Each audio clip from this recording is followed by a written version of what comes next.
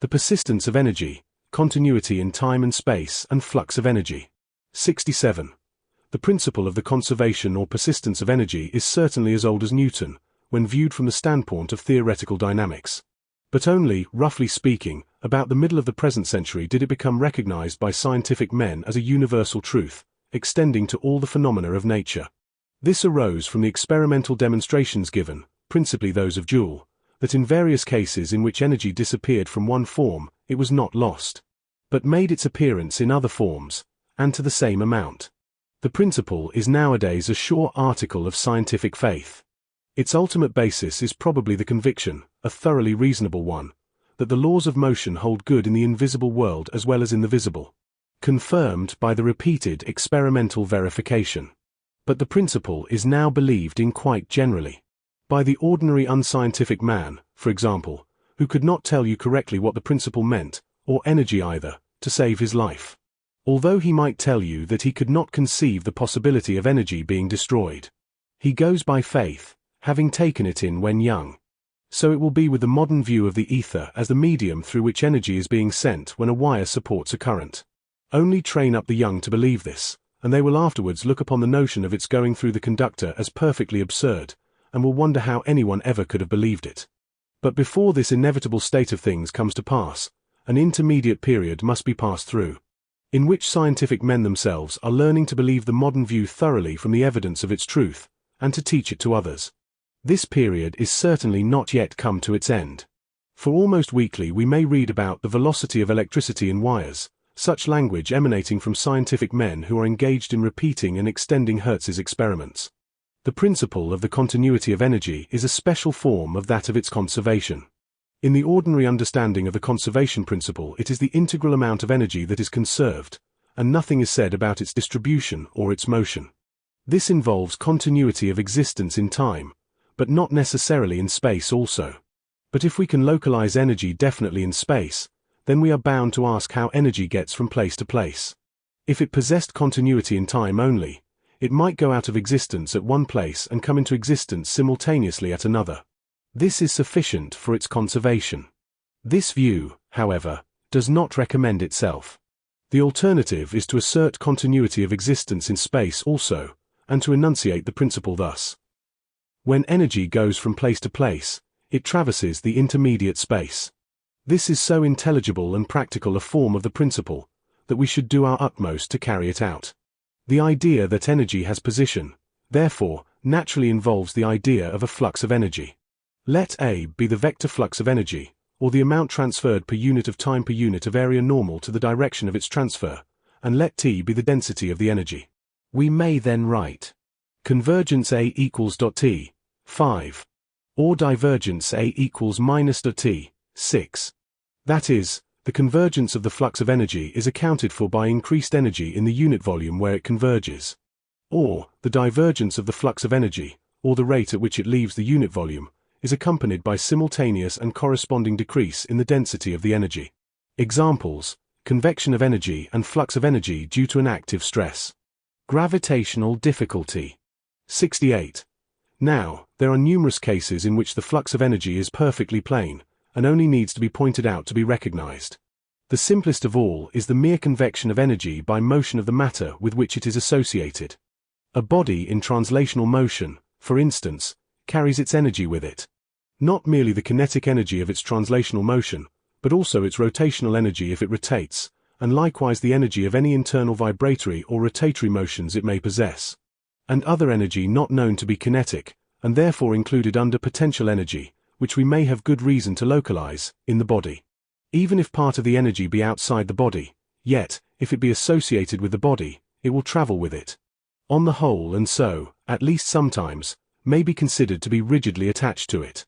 This case may be regarded as the convection of energy, if we do not go too closely into detail.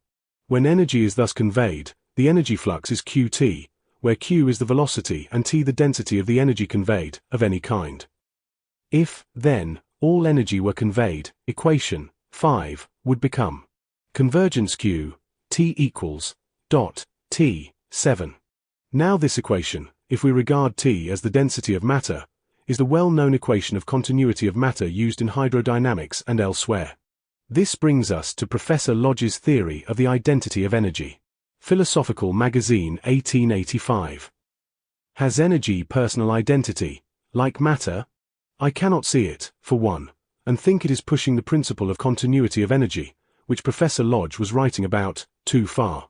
It is difficult to endow energy with objectivity, or thinginess, or personal identity, like matter. The relativity of motion seems to be entirely against the idea. Nor are we able to write the equation, 7, in all cases.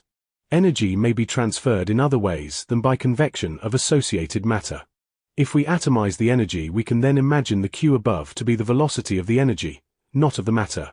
But as the science of dynamics is at present understood, we cannot make use of this idea profitably, I think.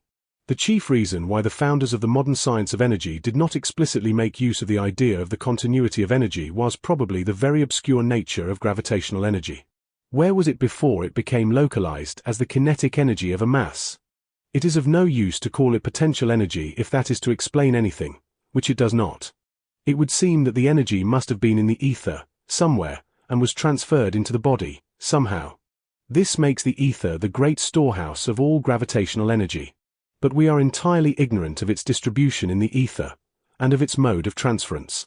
Observe here that ether must be regarded as a form of matter, because it is the recipient of energy, and that is the characteristic of ordinary matter.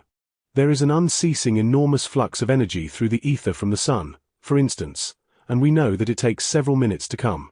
It comes through the ether, without bringing the ether with it. It is not a convection of energy, therefore. Of course, to avoid confusion, it is well to distinguish ether from ordinary matter by its separate name, but it is important to note that it has some of the characteristics of ordinary matter. It need not be gravitating matter. It is, perhaps, more likely to be the medium of gravitational action than to gravitate itself.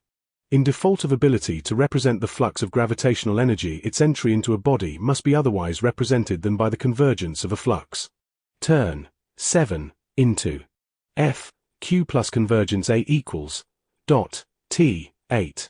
Here F Q is the activity of the force F, and indicates energy communicated to the unit volume in an unstated manner, generated within the unit volume, so to speak. The force F is thus an impressed force. By this device we can allow for unknown fluxes of energy. We should also explicitly represent the convective flux. Thus, F Q plus convergence Q T plus A equals dot T 9, where A is the flux of energy other than convective, not associated with F. When a stress works, for example, we shall have a flux of energy, A, which can hardly be considered to be convective, in the sense explained, a flux of energy through matter or ether, as in wave propagation through an elastic solid, or radiation through the ether. We can, however, sometimes reduce it to the form Qt1, and then it would appear to be convection of energy. This occurs in a moving frictionless fluid, for example, when the stress is an isotropic pressure P. The flux of energy other than convective is P, Q. But when we pass to a less ideal case, as an elastic solid, in which the stress is of a more general character, the energy flux expressive of the activity of the stress takes the form A equals minus P of Q, Q, 10. Where P of Q is the vector expressing the pull per unit area on the plane perpendicular to the velocity Q. In this equation Q is the tensor of Q. Specialized form of expression of the continuity of energy. 69. Passing to more practical and specialized forms of expression of the continuity of energy, it is to be observed first that we are not usually concerned with a resultant flux of energy from all causes, but only with the particular forms relating to the dynamical question that may be under consideration. Secondly, that it is convenient to divide the energy above denoted by T into different parts, denoting potential energy, and kinetic energy, and wasted energy. Thus we have the following as a practical form. F Q plus convergent square brackets A plus Q round brackets. U plus T end of round brackets. And end of square brackets. Equals Q plus, dot U plus, dot T. Where the terms in the square brackets indicate the energy flux, partly convective, with the factor Q, U being the density of potential energy, and T that of kinetic energy. And partly non-convective, that is A, which may be due to a working stress. Also F times Q is the activity of impressed force, here merely a translational force. Thus on the left side of equation above we have a statement of the supply of energy to the unit volume fixed in space.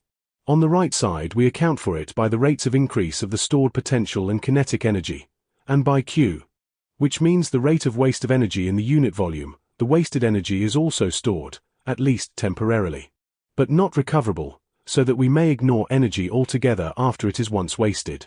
In place of the term F times Q, in which the impressed force is translational, we may have other terms possessing a similar meaning, indicating a supply of energy from certain sources. These sources, too, may be not external, but internal or intrinsic, as for instance when there is a thermoelectric or voltaic source of energy within the unit volume considered. Also, the terms A, U, T, and Q may have to be split up into different parts, according to the nature of the dynamical connections. The important thing to be grasped is that whenever we definitely localize energy we can obtain an equation showing its continuity in space and time, and that when we can only partially localize it, we can still, by proper devices, allow for the absence of definiteness. The equation is simply the equation of activity of the dynamical system, suitably arranged to show the flux of energy, and can always be obtained when the equations of motion are known and also the nature of the stored and wasted energies. Electromagnetic application. Medium at rest. The Poynting flux. 70. Now, in the electromagnetic case, the equations of motion are the two circuital laws, and to form the equation of activity, we may multiply equation 1 by large h minus small h0 minus h and equation 2 by large E minus E0 minus small e and add the results. Or else multiply equation 3 by large h minus h0 and 4 by large E minus E0 and add the results. The equation of activity thus obtained has then to be dynamically interpreted in accordance with the principle of continuity of energy when the medium is stationary. There is no difficulty with the interpretation.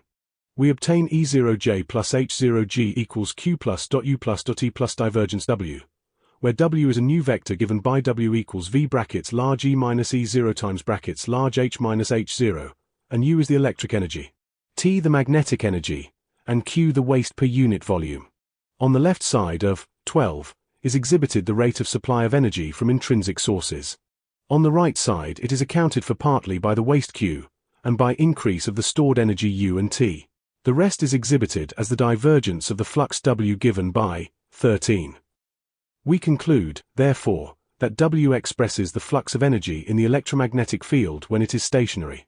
This remarkable formula was first discovered and interpreted by Professor Poynting in Philosophical Transactions, 1884, Part 2, and independently by myself a little later. It was this discovery that brought the principle of continuity of energy into prominence. But it should be remembered that there is nothing peculiarly electromagnetic about a flux of energy. It is here made distinct, because the energy is distinctly localized in Maxwell's theory. The flux of energy takes place in the direction perpendicular to the plane containing the electric and magnetic forces of the field, say, W equals vector product E1H1, if B equals E0 plus E1, H equals H0 plus H1. The formula is not a working formula, in general, for to know W we must first know the distribution of the electric and magnetic forces. But it is a valuable and instructive formula for all that.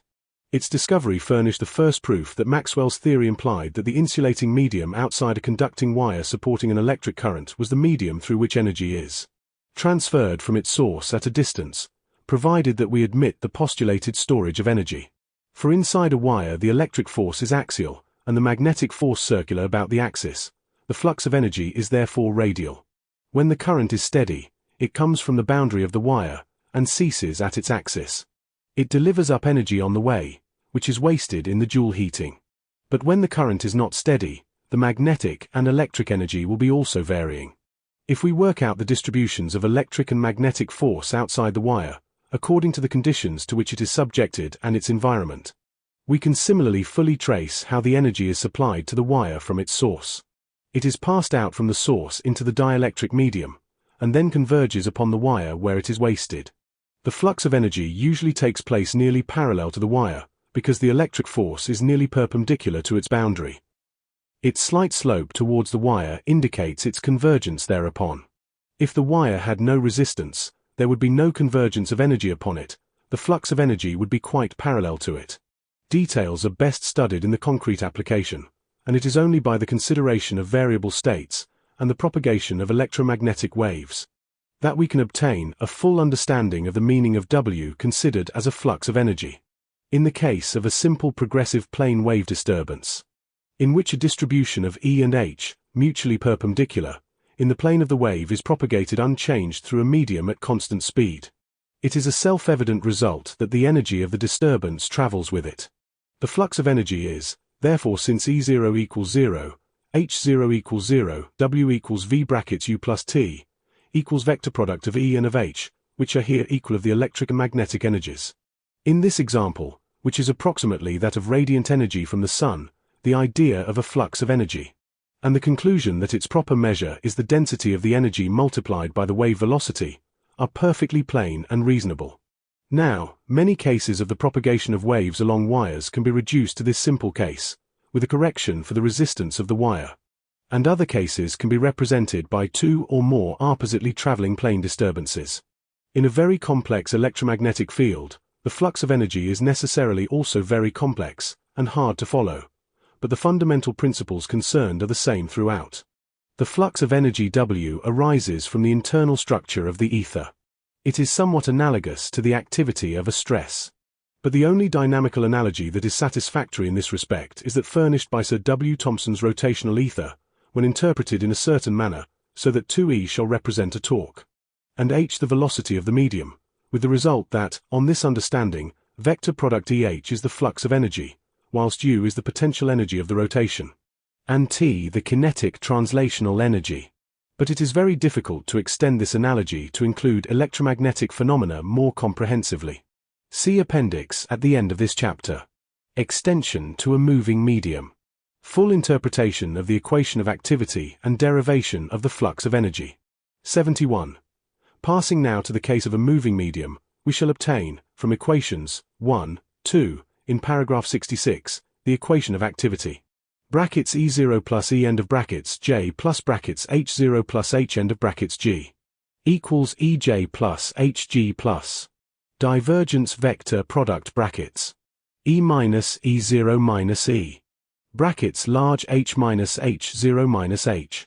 Or from equations 3, 4, in paragraph 66, we may get the form E0J0 plus H0G0 equals EJ0 plus HG0 plus divergence vector product brackets E minus E0 brackets H minus H0, and from these a variety of other forms may be derived.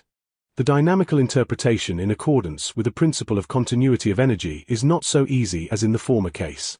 I have recently given a full discussion of these equations in another place. The following gives an outline of the results.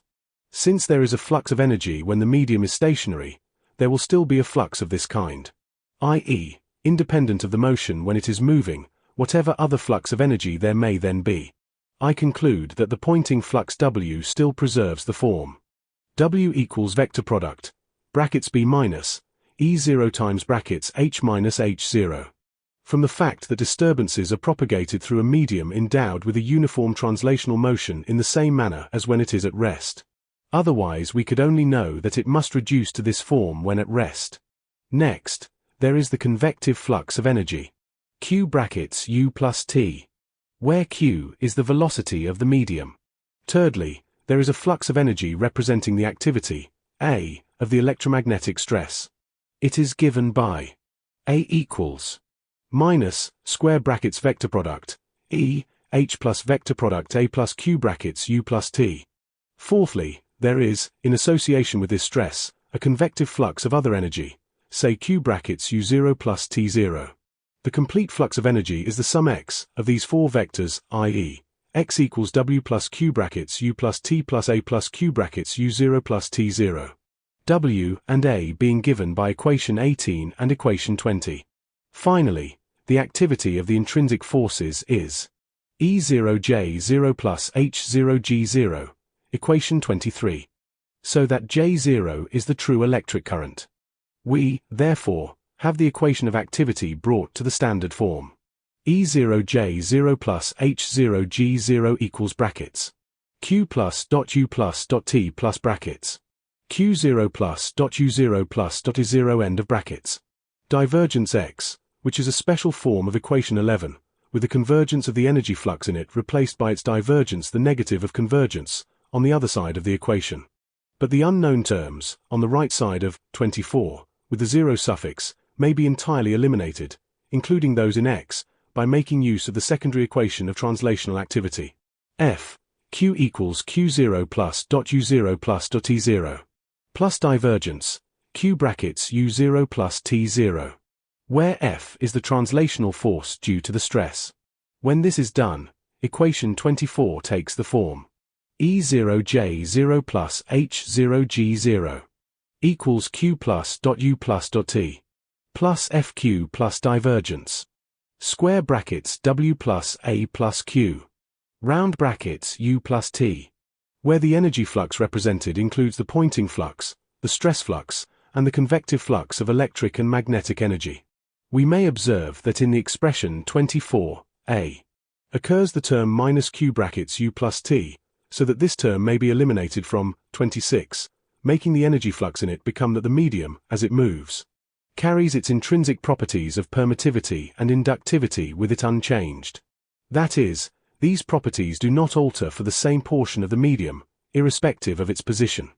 Although within the same unit volume these properties may be changing by the exit of one and entry of another part of the medium of different permittivity and inductivity. Understanding by medium whatever is supporting the fluxes, whether matter and ether together, or ether alone. And it is also to be understood that the three velocities q, u, and w are identical, or that electrification, which is always found associated with matter, moves with the medium, which is then the matter and ether, moving together. In other respects equation 26 is unrestricted as regards either homogeneity and isotropy in respect to permittivity, inductivity, and conductivity electric, and fictitious magnetic. Whether, when matter moves, it carries the immediately surrounding ether with it, or moves through the ether, or only partially carries it forward. And what is the nature of the motion produced in the ether by moving matter, are questions which cannot be answered at present. Optical evidence is difficult of interpretation, and conclusions therefrom are conflicting. But in ordinary large-scale electromagnetic phenomena, it can make very little difference whether the ether moves or stands stock-still in space. For the speed with which it propagates disturbances through itself is so enormous that if the ether round a magnet was stirred up, artificially, like water in a basin, with any not excessive velocity, the distortion in the magnetic field produced by the stirring would be next to nothing, strictly speaking. When matter is strained, its elastic and other constants must be somewhat altered by the distortion of the matter. The assumption, therefore, that the permittivity and inductivity of the same part of the medium remain the same as it moves is not strictly correct. The dependence of the permittivity and inductivity on the strain can be allowed for in the reckoning of the stress function. This matter has been lately considered by Professor Hertz, but the constants may also vary in other ways. It is unnecessary to consider here these small corrections. As usual in such cases, the magnitude of the expressions for the corrections is out of all proportion to their importance, in relation to the primary formula to which they are added.